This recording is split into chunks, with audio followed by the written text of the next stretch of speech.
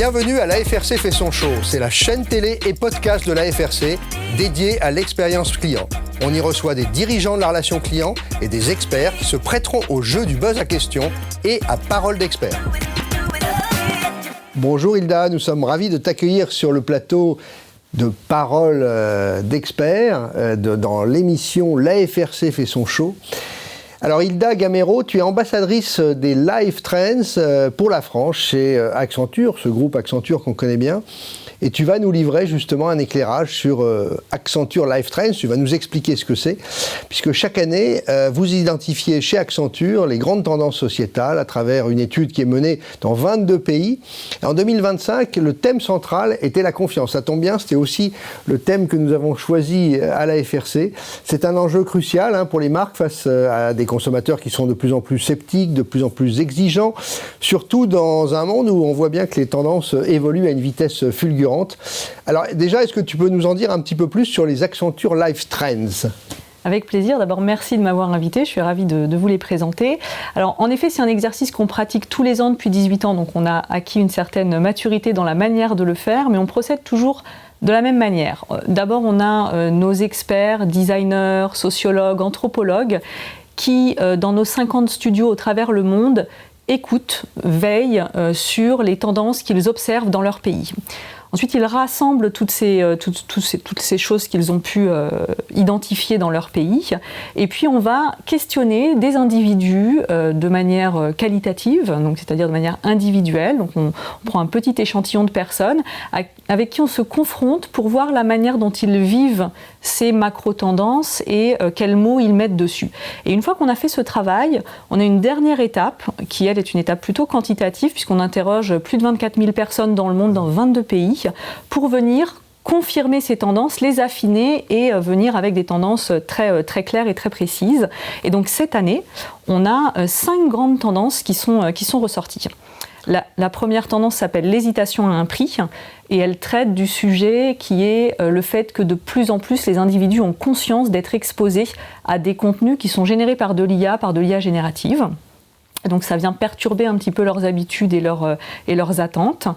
La deuxième tendance s'appelle le défi parental et elle traite plutôt du fait que les gouvernements s'emparent d'un sujet qui pèse sur les parents depuis plusieurs années maintenant, qui est un sujet de confiance, d'accompagnement de son enfant dans les risques que représente le digital, mais en même temps la réalité qui est que les enfants sont surexposés au digital. Ah oui.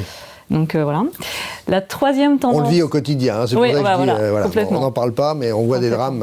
On le subit au quotidien en tant que parent, et en effet. Donc là, il y a vraiment quelque chose qui se passe au niveau des gouvernements pour venir en relais des parents. Donc ça, c'est une tendance qui est très marquée dans le monde. On a une troisième tendance qui est l'économie de l'impatience, qui est vraiment un changement comportemental dans la manière d'appréhender les contenus et dans une recherche d'immédiateté dans les réponses. On a ensuite une quatrième tendance qui s'appelle le sens du travail. Alors en fait, depuis le Covid, le monde professionnel a subi plusieurs mutations et donc là, ces mutations arrivent maintenant à une quête un petit peu de reconnaissance dans le travail. Donc c'est ce qu'on appelle la tendance 4, Dignity of Work en anglais. Et puis notre dernière tendance, la tendance 5, elle s'appelle la revitalisation sociale et elle traite du besoin croissant des individus de remettre la technologie à la bonne place et de rééquilibrer la vie dans le digital et dans le non-digital et de vivre des expériences un peu plus nature, on va dire. Enfin, le retour, c'est un peu la nostalgie des années 90 et du retour à la nature. Ouais, tant mieux, parce que notre grande question dans la relation client, c'est l'hybridation humain-digital. Quand est-ce qu'il faut mettre de l'humain plus que du digital ou l'inverse ? Oui, exactement. Et aujourd'hui, il y a vraiment un besoin de l'avoir au bon endroit et de ne pas être... qu'ils ne prennent pas le pas sur l'expérience, mais qu'ils amènent une solution au bon moment de l'expérience. Plutôt. Alors Hilda, tu as parlé de plusieurs tendances, tu nous en as cité 5. Si on doit en retenir une seule tendance qui t'a marqué ? Alors en fait... tu l'as dit en introduction, la confiance, c'est un petit peu le mot-clé. Cette année, on a 2 tendances un petit peu clés qui fonctionnent ensemble, qui est la tendance numéro 1, l'hésitation à un prix, et la numéro 3, l'économie de l'impatience. Parce que donc, dans la première tendance, on explique en effet que la prise de conscience de la surexposition à des faux contenus générés, des contenus générés par de l'IA générative, génère une méfiance et a un prix. Elle a un prix pour l'individu en fait, c'est une charge mentale. En fait, il passe son temps, quand il est sur Internet, à se demander si le contenu est réel, s'il est dans une zone de confiance, s'il a bien la bonne information. Donc il y a une charge mentale pour lui. Et c'est un coût pour les marques aussi, parce que cette charge mentale génère de l'hésitation et donc, à terme, peut engendrer une baisse d'achat parce qu'on hésite sur un achat, on n'a pas confiance et puis finalement au dernier moment, là où avant on pouvait avoir un achat impulsif, on va prendre plus le temps de la réflexion et moins de l'avoir. Donc cette première tendance, elle est extrêmement intéressante de ce point de vue-là, elle a un gros impact pour les marques. Et un petit peu en revers, on a la troisième tendance qui est l'économie de l'impatience, où à côté de ça, il y a une quête d'immédiateté, un besoin d'avoir rapidement des solutions et des réponses faciles aux objectifs qu'on se donne dans le domaine de la santé, du loisir et de la finance. Et donc, qu'est-ce qui se passe par rapport à ça ?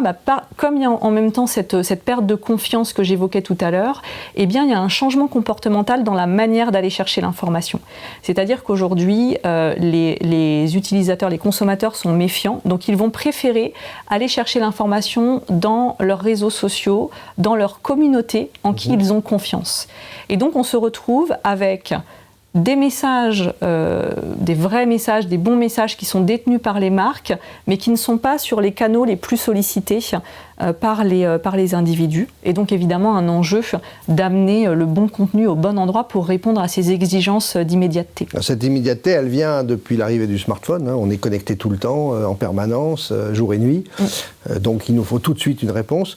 Et quand tu dis qu'ils ont plus confiance en fait dans les réseaux sociaux et leur communauté que dans les messages qui sont véhiculés par les marques, est-ce que les influenceurs qu'on a vu aussi apparaître un petit peu dans cette chaîne de valeur, est-ce qu'ils ont confiance dans leurs influenceurs, surtout ceux qui ont des millions et des millions de followers, de la même façon? Est-ce que dans cette étude, on le ressent aussi? Oui, alors c'est ça qui est un petit peu paradoxal, c'est-à-dire qu'il y a une prise de conscience des contenus qui sont erronés, qui sont générés par de l'IA, mais à côté de ça, effectivement, il y a une confiance dans des contenus qui sont fournis par des influenceurs qui ne sont pas forcément experts. Ah oui. C'est notamment l'essor de la FinTok. On en parle beaucoup. Donc, c'est un phénomène d'accompagnement aux investisseurs sur TikTok avec beaucoup d'influenceurs qui se lancent dans ce sujet-là pour amener des conseils d'investissement, donc des pseudo-experts qui vous donnent des conseils en investissement, mais qui ne sont pas plus experts que vous et moi, et avec des investissements parfois un peu houleux.